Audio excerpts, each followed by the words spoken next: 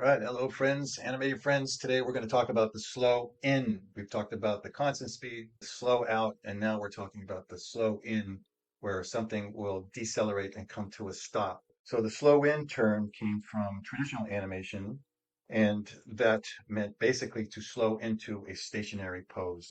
The other term that we've used sometimes, and this came basically a little bit later on, and that was when computer animation came along, we would call it the ease in. So it's basically the same thing.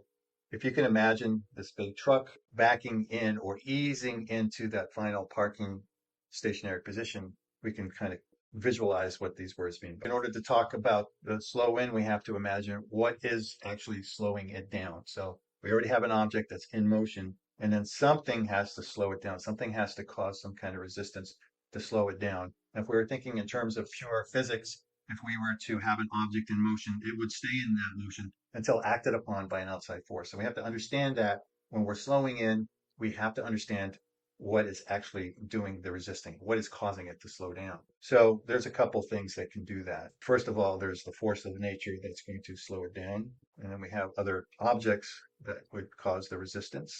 We could say that muscles, if you're moving an arm, a head, a neck, legs, anything like that, if you were to try to slow down your body, you're going to be using your muscles to slow down. And then an extension. Let's say you have your arm and you are going to extend it. There's a limit to where that can go. So there's that extension that's going to cause it to stop. What are the kinds of phenomena in nature that's going to slow it down? So well, you have wind, right? So you have this ball and it's moving along. So if you have wind going against this ball is going to eventually come to a stop. And in most cases, it'll probably start to reverse and the wind will start to push it. You also have gravity. So we've all seen, the ball being thrown in the air and we have it go all the way up. So it accelerates and then gravity starts to suck it down, right? And then it comes to a momentarily stop up here and then it comes back down. So it kind of slows into this pose. We're talking about the slow in. So it's going to slow in and then it's going to slow out and gain speed as it comes here. So yeah, another example of gravity. Let's say you have this truck barreling down the hill and then it's out of control. The brakes aren't working. So in order to stop it, they built these ramps where it's built out of, they have all kinds of sand here and it's on a hill. So as it's coming down the hill, right, we draw that, it's coming down the hill. And then the truck will veer off and then eventually come to a stop here as it goes up the hill, and then all that sand and gravel and things like that will add to the friction. So the friction plus the gravity will slow this huge 18-wheel truck. If we have, let's say, this grass, and then we have this rolling soccer ball or football, as we say in Europe, and it's rolling this direction, it'll eventually come to a stop, and that's mostly due to the friction that's causing it to stop.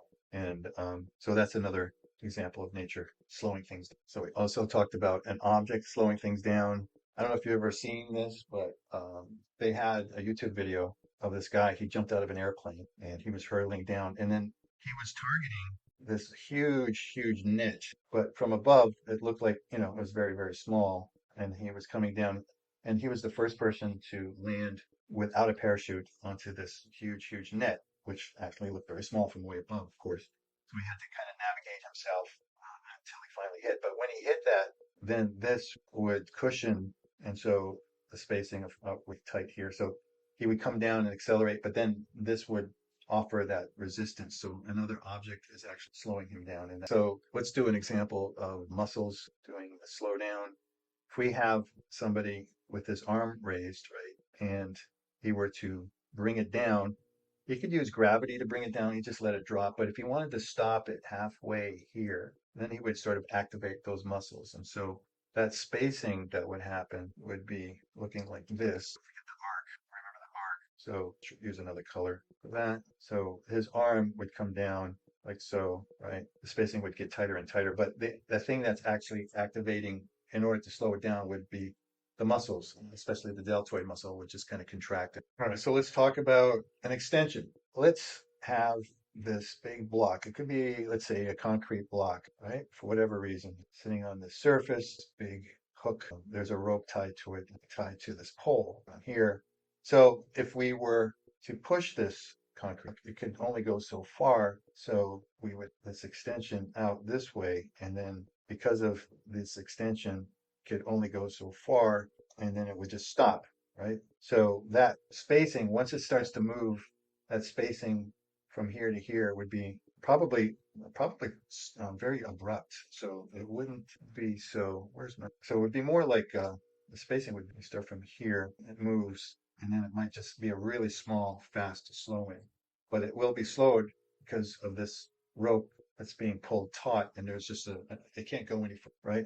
So it's the same idea as if you were to do a point. So let's say you have your arm, here's your deltoid muscle, you have a pointing finger, chest. So you're pointing, so you're going to extend that arm out. So that arm would now come out this way, finger pointing this way. That's a pretty long arm. I don't think it would go that far. Let's bring that back. That's a pretty long arm. Yeah, let's start this again. So as he's extending that arm, he can only go so far. So he's going to extend it, and he could probably add some muscle resistance to it as well, but there's an extension as to how far you can actually point, how far it can go, whatever the distance of this A plus B, right? That's as far as it's going to go. And so it's probably going to have maybe this kind of spacing.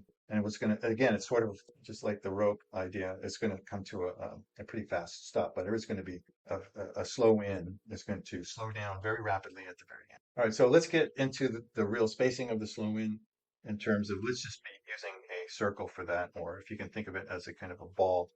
But we're going to move it, and it's going to come to a stop. So we kind of need a little bit of a schematic to go through that. And we're going to talk about maybe creating this sort of chart. We're going to have it move forward so we get the space. And every time it's going to come down to a slow in, and the spacing or the gap between each one is going to get smaller, smaller, smaller, right? So let's call that our uniform slow in, and then we're going to draw the ball on each of those charts. And now we're going to start to overlap a little bit. And I got to be careful because I have a tendency to get really small here. So I'm going to redo this to keep the volumes. That's the real tricky part in doing it. This is our original ball. We kind of ended up getting a little bit smaller to keep and maintain those volumes for that last. Here's another color. I know that's really rough, but that's sort of the idea of it. Now, if you were to actually draw that on paper, you're going to see that kind of overlap. As you can see, it's kind of overlapping here. So that's sort of the idea behind it, is that the spacing gets tighter and tighter, but you have to think of it in terms of getting uniformly tighter and tighter. So whether it's the space is being reduced by a quarter each time, a half each time, depending on whatever fraction, it has to be uniform. It cannot be erratic or irregular because you don't want spacing to go here, here, and then here, here, here, here, here. That's not going to give you a good, nice slow in because this erratic spacing is not going to give you a great result. And this is one of the examples or reasons why a lot of people's animation do not have that really nice, clean feel to it because of that erratic spacing. So let's be careful about that. Make sure that you get a nice uniform slow in on the spacing on those gaps between the objects. All right, so let's do a slow in with the ball going up in the air and coming back down. So we have this ground plane here.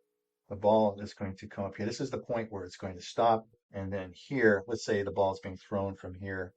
So let's start maybe here. Make sure that we have the same volume, right? But we want to get that uniform slow in here, right? And then out from here out, this is going to be the slow out. We covered this last time. So let me use other pens so that we can see how this is going to go. This one, this, the red one again. So you notice the spacing is getting tighter and tighter. And that reverse spacing on the other side will happen. So we just have to kind of use that same spacing on the other side to get the slow out, right? In order to get that feeling of gravity pulling this down. And that's basically how we do it. Now, of course, remember, this is just a whiteboard kind of demonstration. So you're going to have a new piece of paper for every drawing, or on a digital program, it would be another frame that you're going. So you're going to have almost like you're going to have a fresh new sort of drawing for every pose that you have. But I'm just trying to demonstrate the spacing out so you can see it this way. There is another way to determine the spacing, and it's called charting. But I don't want to talk about that yet. I think it's more important that if this is an example of a basic chart. We do everything on twos, draw this halfway and then this halfway. But this kind of charting thing is a little bit more advanced. I really don't want to talk about that because I think it might be too confusing. I think it's better at this point to use your intuitive sense of spacing so that when you're drawing along And if you have an onion skinning or if you have a light table, you can actually start seeing the drawings underneath. So you're going to see this sort of spacing as you draw. So as you're drawing, if you can get used to drawing freehand and then closing up the spacing as you go, I think it builds a better intuitive sense of timing and spacing because I think it's gonna serve you better in the long run because you're building up this sort of muscle memory of spacing that you can use whether you're 3D animator or 2D. Like for instance, let's say you have a walk cycle and you're peeling off this foot right here. And if you were to sort of build this feeling of intuitive spacing, and as you peel that foot off, and then you can sort of create that spacing so that it feels uniform. And then we go into the contact position of that last foot here. So we're tracking the heel of the foot as it comes down. We're also tracking the toe as it comes down. So you're looking at two spots of this spacing, and then it would maybe slow down here. But what I'm saying here is that by drawing this out and then intuitively feeling that space through this drawing method, I think it would serve you better in the long run because then you have this built-in spacing detector that can cause or create a much more fluid type motion rather than relying on other means, especially if you're in computer animation, relying on the graph editor to do stuff. I think it's if you can build this intuitiveness, you work together with the graph editor in a 3D program, but in 2D, you can just kind of rough out this spacing and then finalize it later. All right, guys, that's all I have for today. Remember, always draw freehand in order to get that muscle memory for drawing. It will build a much stronger intuition for spacing, and that will really serve you well as a 2D animator and even as you go into 3D. So practice this. Trust me, this is going to be fantastic animation. Hey guys, if you like this video and are hungry for a deeper dive into timing and spacing, I think that you would love my online course, Cracking the Code of Timing and Spacing. I have 12 videos that take you from a complete novice to an expert in timing and spacing using almost free online software. Click on the link in the description and enjoy a 70% off the current price for a limited time only.